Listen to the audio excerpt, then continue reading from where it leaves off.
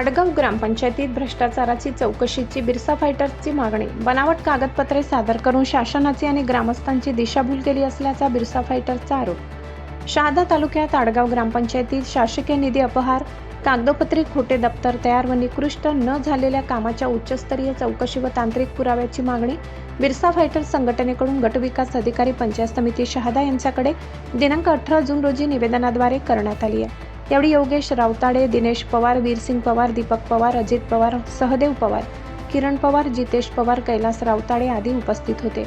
दिनांक 7 जून रोजी आडगाव ग्रामपंचायतीत पेसा आणि 15व्या वित्त आयोगाच्या निधीत मोठा गैरव्यवहार, ग्रामसभेला हरताळ फासत सरपंच, ग्रामपंचायत अधिकाऱ्यांची मनमर्जी, चौकशी करून सरपंच पदच्युतीची मागणी गावकऱ्यांनी केली. त्यानंतर शहादा पंचायत समितीने आडगाव ग्रामपंचायतीत जाऊन तक्रारदार बिरसा ग्रामपंचायतीत जाऊन बिरसा फायटर्स कार्यकर्त्यांना न बोलावता अंधारात ठेवून कागदपत्राची तपासणी केली.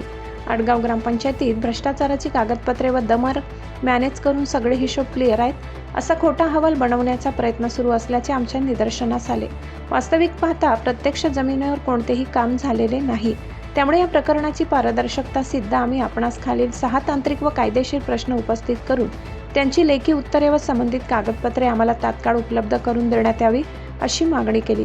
मोजमाप पुस्तिका व तांत्रिक तपासणी कोणत्या तारखेला केली, जिओ टॅगिंग व फोटोग्राफ्सचे रेकॉर्ड इत्यादी मास्टर व मजूरचे पेमेंटचे रेकॉर्ड, साहित्य खरेदी, जीएसटी बिले, ग्रामसभा ठराव व इतिवृत्त स्थळ पाणी अहवालाची माहिती मिळावी अशी मागणी बिरसा फायटर्स संघटनेकडून करण्यात आली. आम्ही पंचायत समिती शहादाला तक्रार नोंदवली आहे. तक्रारीचा विषय असा आहे, ग्रामपंचायत आडगाव भ्रष्टाचाराचा अर्ज दाखल करताच पंचायत समिती असो किंवा CEO साहेब असो यांनी आमचा ग्रामसेवक मोहम्मद पाडवी याची बदली करून दुसऱ्या ठिकाणी नेमणूक करून दुसरे ग्रामसेवक पदावर बसवले. तर सरसर भ्रष्टाचार होत असताना सुद्धा यांनी ग्रामसेवकाची बदली करून पूर्णतः शहादा पंचायत समिती जबाबदार आहे आणि वरिष्ठ अधिकारी.